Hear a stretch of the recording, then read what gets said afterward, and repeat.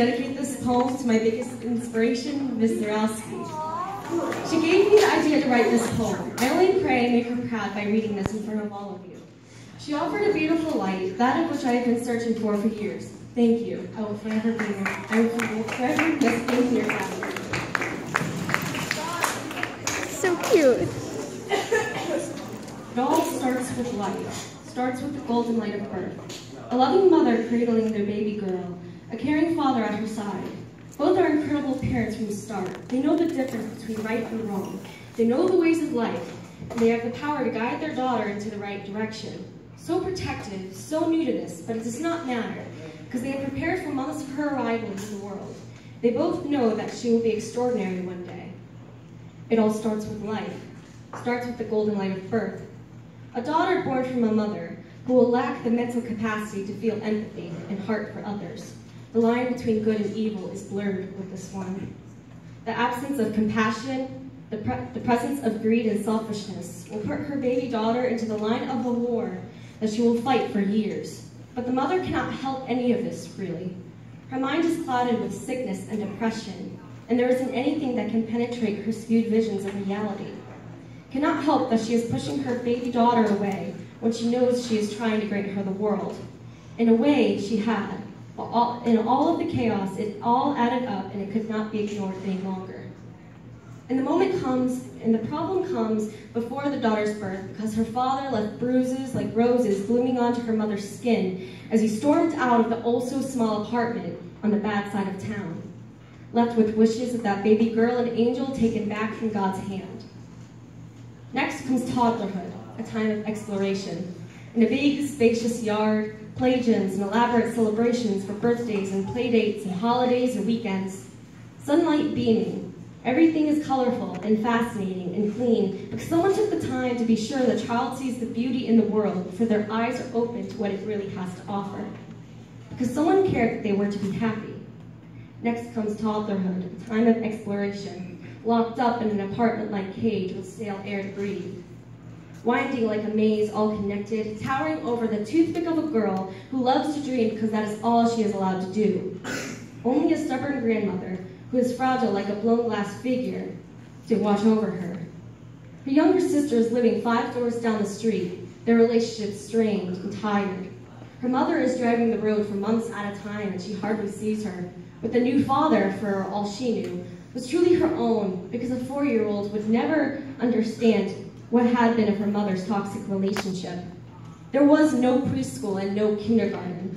Looking at picture books and telling the story her own way, inventing narratives with the pictures, reading to no one because no one was there to listen. Entering 1st grade at age 8 years old, already a year older than her so-called peers. Struggling, but she had such a drive to make others proud, she pushed through the pain that came along with learning. And yes, she had her friend to thank. 2, really. A family friend held close to her like an uncle would his niece. A blind dog who spun in circles to get around the house, hit his head and fell over, but bit at anyone with sharp teeth and barked at anyone who dared to get close to him and his owner. Because life always held its rubies and pearls within the cracks of the broken mirror. Then comes true childhood, growing up in one town, in one home, so many memories locked up in the walls. The air smells so familiar. If you change your location, it hurts your lungs because you are at one with your surroundings and your true home. So many friends, you know everyone for years at a time. Remember growing up with them, so many experiences shared. Some of these friends could be future engagements, enemies, a best man, a maid of honor at your wedding. Family to have and to hold, your blood running in their veins like promises that you are never alone, and that you have someone else who knows you better than you know yourself. A perfect life in a life she was denied. She is observant, knows that the peers around her hold these lives, but do they understand it's their greatest possession?